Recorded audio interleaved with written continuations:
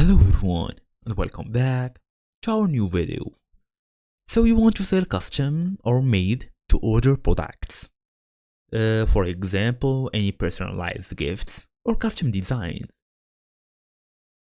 So basically in today's small tutorial, we're gonna go through how to offer custom items on Etsy in 2026 on their website. Basically fast and easy as usual. Let's get started.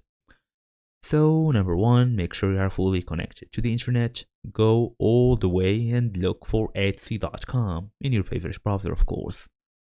So we're gonna go and open the app or the website all the way to log into our current account. Make sure you go through the shop manager here.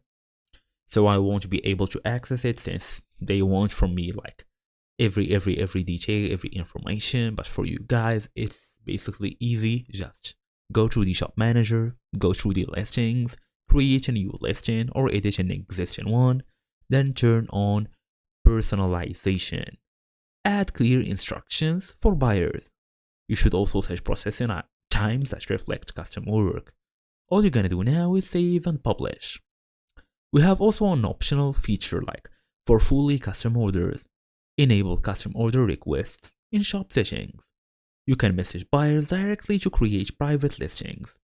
So, for example, if they want a completely different order, you are selling shirts, basically a black shirt, for example, but they want white ones, I can call that a custom request. So make sure you turn on the custom order request in your shop settings to contact and message the buyers and every other detail. Be extremely specific in your personalization instructions to avoid any mistakes and refunds. And that's it. Thank you all for watching, and I will see you all in the next video.